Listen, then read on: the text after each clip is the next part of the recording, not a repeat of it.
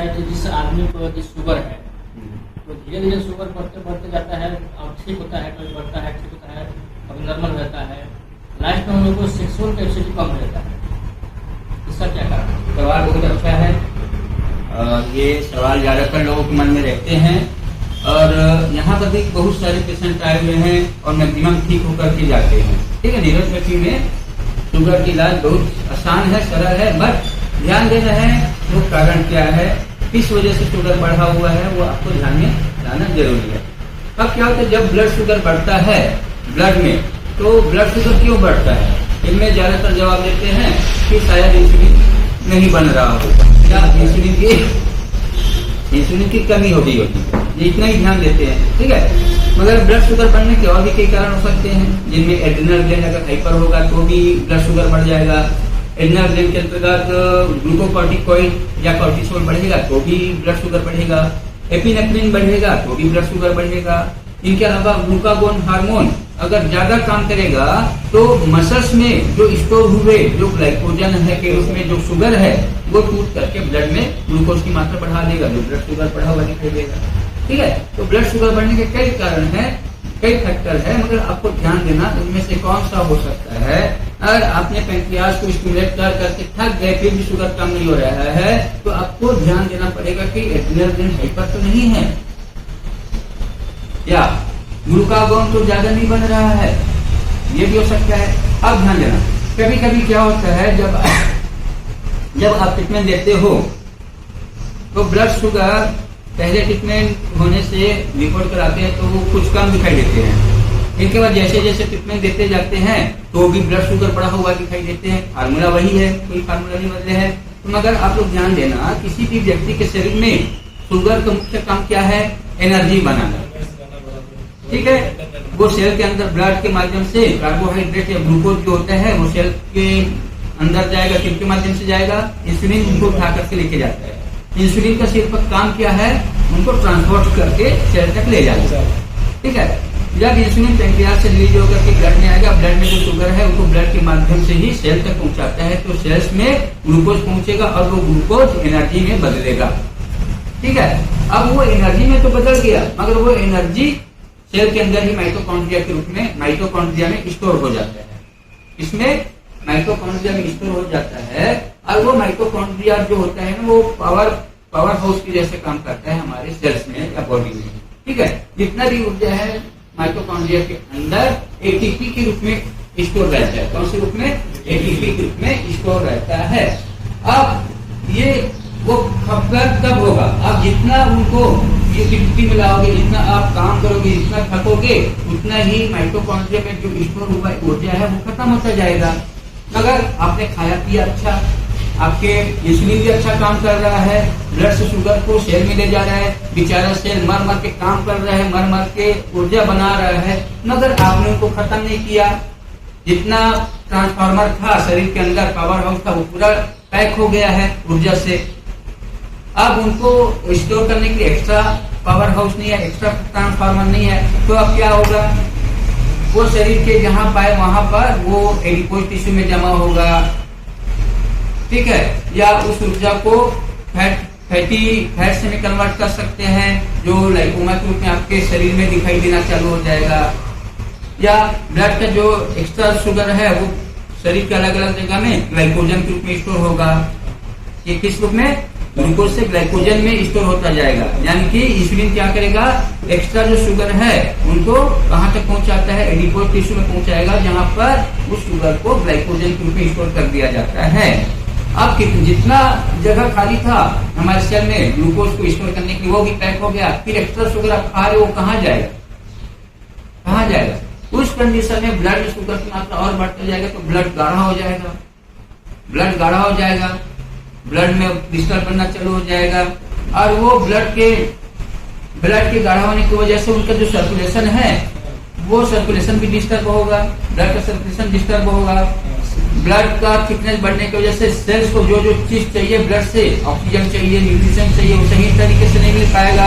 उसकी वजह से सेल में ऑक्सीजन की कमी हो जाएगा, पोषक तत्वों की कमी हो जाएगा और शरीर में क्या होगा, एक प्रकार से ऑक्सीजन की कमी कारण मेटाबॉलिज्म बिगड़ जाएगा, चयापचय क्रिया बिगड़ेगा, और जब चयापचय क्रिया बिगड़ेगा तो शरीर में कई सारे टॉक्सिन का जमावट होने से शरीर में कई सारी बीमारियां डेवलप होना चालू हो सकता है।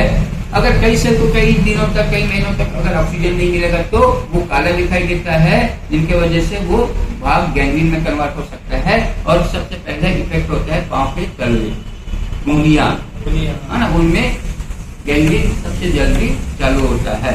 तो उस स्थिति में आपको शुगर की बीमारी है तो आपको सबसे पहला ध्यान देना है, जितना भी एनर्जी बना हुआ है माइटोकॉन्ड्रिया में स्टोर है, उनको जितना जल्दी आप काम कर करके उनको खर्च करो। एक दिन में अगर आप 2 घंटा, आप एक दिन में 8 घंटा बैठे हो, अगर उस 8 घंटे में आप 4 घंटा आप पसीना निकालने वाला काम कर लोगे तो निश्चित ही एक हफ्ता में आपके शरीर के अंदर जितना जमा हुआ शुगर है पूरा यूटिलिटी हो जाएगा। सिर पर ध्यान देना, आप एक्स्ट्रा शुगर खाने में नहीं लेना, क्योंकि आपके शरीर में सरप्लस शुगर मौजूद है, तो उनको पहले यूटिलिटी में लाना। और जब यूटिलिटी में पूरा आ जाएगा तो ब्लड में बढ़ा हुआ शुगर दिखाई देगा। शरीर के अंदर मसल्स में जमा हुआ जो शुगर है वो ब्लड में ही आएगा, और ब्लड के माध्यम से सेल में जाएगा या ब्लड के माध्यम से किडनी में जाएगा, तो पेशाब के रूप में भी वो शुगर दिखाई देगा। जैसे जैसे आप ट्रीटमेंट देते हो तो क्या होगा, मसल्स में जमा हुआ शुगर क्या होता है, ब्लड में आ जाता है, जिसकी वजह से ब्लड में शुगर बढ़ा हुआ दिखाई देता है। मगर ये बहुत अच्छा सिम्टम है। इनका मतलब ये है कि ब्लड में जो शुगर था वो तो कम हो गया है, मगर अब मसल में जमा हुआ जो शुगर है वो ब्लड में आ रहा है। और किसके माध्यम से, ग्लूकागोन के माध्यम से। ग्लूकागोन क्या करेगा, मसल में जमा हुआ जो ग्लूकोज है, जिनको हम लोग क्या बोलते हैं, ग्लाइकोजन, ठीक है। यानी कि ग्लाइकोजन क्या होता है, ग्लूकोज का बहुत बड़ा ग्रुप होता है। ग्लूकोज, बहुत सारे ग्लूकोज के मिलने से ग्लाइकोजन बनता है, यानी कि वो पॉलीसेक्राइड होता है। क्या होता है, पॉलीसेक्राइड। और ग्लूकोज क्या होता है, मोनोसेक्राइड, यानी कि कार्बोहाइड्रेट के सिंगल एटम को हम लोग ग्लूकोज के रूप में जान रहे हैं। उसी प्रकार बहुत बड़ा एटम को हम लोग पॉलीसेक्राइड के रूप में जानते हैं, जिनमें से एक है ग्लाइकोजन, ठीक है। अब वो ग्लाइकोजन सेल में जमा हुआ है, इनके माध्यम से ब्लड में जो ग्लूकोज था उनको इंसुलिन उठा करके कहाँ डाला हुआ है, सेल्स के अंदर पहुंचाया है, ताकि वो ग्लाइकोजन के रूप में स्टोर हो जाए। जब हम जैसे जैसे ट्रीटमेंट देते हैं तो वैसे वैसे ग्लूकागोन भी एक्टिव होता है, ठीक है। अब वो ग्लूकागोन एक्टिव भी होगा और इंसुलिन भी एक्टिव हो रहा है, तो इंसुलिन ब्लड में शुगर है उनको सेल तक पहुंचा रहा है एनर्जी बनाने के लिए। और ऊपर से ग्लूकागोन जो है वो ब्लड मसल्स के जो ग्लाइकोजन को तोड़ करके ग्लूकोज में बदल रहा है, जिसकी वजह से ब्लड में ग्लूकोज बढ़ा हुआ दिखाई देता है, ठीक है। तो आप लोग ध्यान देना, तो यहाँ पर दोनों फंक्शन साथ साथ चल रहा है। तो इंसुलिन सेल में पहुंचा रहा है एनर्जी बनाने के, और उधर से ग्लूकागोन ग्लाइकोजन को ग्लूकोज में बदल गए। अब ये कब होता है, जब ब्लड में शुगर लेवल कम हो जाता है इंसुलिन के ज्यादा काम करने से। आप तो बार बार इंसुलिन को उकसा रहे हो, पैंक्रियाज को उकसा रहे हो, और ज्यादा इंसुलिन बने, और ज्यादा इंसुलिन बने, इंसुलिन चलो बन गया, तो उस कंडीशन में ब्लड में शुगर लेवल डाउन हो जाता है। इंसुलिन के ज्यादा काम करने से ब्लड शुगर कम हो जाता है। तब ग्लूकागोन को मैसेज मिलता है, भैया ब्लड में शुगर कम हो गया है, अब तुरंत ग्लाइकोजन को ग्लूकोज में बदलो। तो वैसे ही ग्लूकागोन लीवर में अलग अलग जगह जो टिश्यू है वहां पर जाकर के ग्लाइकोजन को तोड़ करके ग्लूकोज में बदलता है, तो ब्लड में शुगर की मात्रा फिर से बढ़ना चालू हो जाता है। फिर ब्लड में आया हुआ शुगर को फिर इंसुलिन उठा करके सेल में एनर्जी के लिए भेजेंगे। तो आपको क्या करना है, आप जितना ऊर्जा लगाओगे, जितना थकोगे, जितना काम करोगे, उतना ही इंसुलिन क्या करेगा, ब्लड के शुगर को सेल में एनर्जी बनाने के लिए लेके जाएगा। जितना आप काम करोगे इतने ऊर्जा खत्म होगा, उतना ही मसल में जमा हुआ ग्लाइकोजन ग्लूकोज में टूट करके ब्लड में आएगा और ब्लड में शुगर बढ़ा हुआ दिखाई देगा। ये प्रक्रिया कंटिन्यू करता है। मगर जब आप कुछ काम ही नहीं करोगे, बस मेरे जैसे चेयर में बैठे हो, बस मुंह पर चला रहे हो, तो इसमें क्या पसीना निकला, ऊपर से पंखा चल रहा है, ऊपर से एसी चल रहा है, शरीर का मेटाबॉलिक रेट डाउन हो जाएगा, तो क्या एनर्जी में बदलेगा, ठीक है। इसलिए किसी भी व्यक्ति को अगर शुगर कम करना है, अब दुनिया के सब चीजें छोड़ के उनको अपने लिए कम से कम 2 घंटा 3 घंटा ऐसा काम करे कि वो जब भी काम करे तो कम से कम 1.5-2 लीटर पसीना निकल जाए, ये समझ करके काम करेगा, तो शरीर में जो स्टोर हुआ एक्स्ट्रा जो एनर्जी है ना, वो बर्न होना चालू हो जाएगा, यूज होना चालू हो जाएगा, यूटिलिटी में आ जाएगा, और जितना भी मसल में जमा हुआ जो ग्लाइकोजन है वो ब्लड में आता जाएगा ग्लूकोज के रूप में। लो होने का यही कारण है। लो होने का सर, लो होने का वही कारण है कि इंसुलिन ज्यादा काम कर रहा है, उनका कम कर रहे हैं। सर तो अगर ये अपन रखे मेंटेन रखे हाँ। तो प्रॉपर ये पूरे खत्म हो जाएंगे शुगर वाले। अगर आप शुगर नहीं खा रहे हो और काम कर रहे हो तो ये अपने आप नॉर्मल हो जाएगा, आपको कुछ थेरेपी कराने की जरूरत नहीं है।